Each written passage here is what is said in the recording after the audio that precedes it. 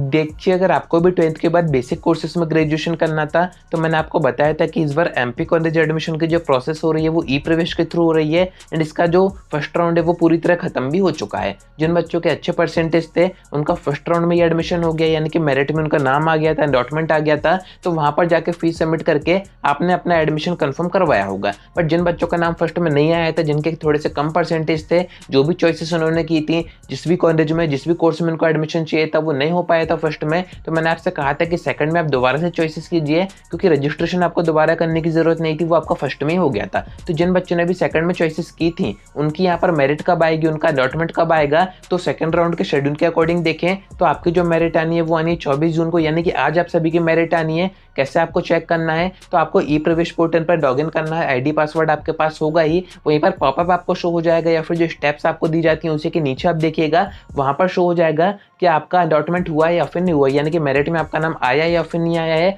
Allotment आपको college की तरफ से दिया जाता है एंड आज की डेट दी गई थी यानी कि 24 जून। अगर आपके पास अभी कुछ भी शो नहीं हो रहा है तो ऐसे में भी आपको परेशान नहीं होना है, क्योंकि जो फर्स्ट राउंड की मेरिट आई थी वो जो भी डेट दी गई थी उसके रात में 10:30 बजे 11 बजे के आसपास आई थी। तो आप समझ सकते हैं थोड़े से गवर्नमेंट के काम ऐसे ही होते हैं, बट आपको यहाँ पर थोड़ा वेट करना है। अगर आपका आ गया है तो कमेंट करके जरूर से बताइएगा। बाकी अगर आपका नेम नहीं आ रहा है सेकंड राउंड में तो ऐसे में आपको रात तक वेट करना है, एक दिन बाद तक वेट करना है, आपका जो अलॉटमेंट है वो आ जाएगा। क्योंकि सेकंड राउंड का जो कट ऑफ होता है वो थोड़ा सा कम होता है, जो सीट फर्स्ट में बच जाती है वही आपको सेकंड में दी जाती हैं। बट फिर भी कुछ बच्चे ऐसे हैं जिनके परसेंटेज काफ़ी कम है, 40% है, 50 है, 55 है, 60 के आसपास है, एंड सेकंड में भी अगर आपका नाम नहीं आता है आप चेक कीजिएगा, आज पूरे दिन आप चेक करते रहिए स्टेटस, अगर वहाँ पर आ जाते तो काफ़ी अच्छी बात है, नहीं आता है तो ऐसे में थर्ड राउंड का ऑप्शन आपके पास सबसे अच्छा है, क्योंकि थर्ड राउंड का जो कट ऑफ है वो सबसे ज़्यादा कम जाता है। थर्ड राउंड में पूरे चांसेस होते हैं कि आपका एडमिशन हो ही जाएगा। बट ऐसा रहता है कि जिस कॉलेज में आप चाह रहे हैं, जिस कोर्स में चाह रहे हैं, अगर उसकी सारी सीट भर गई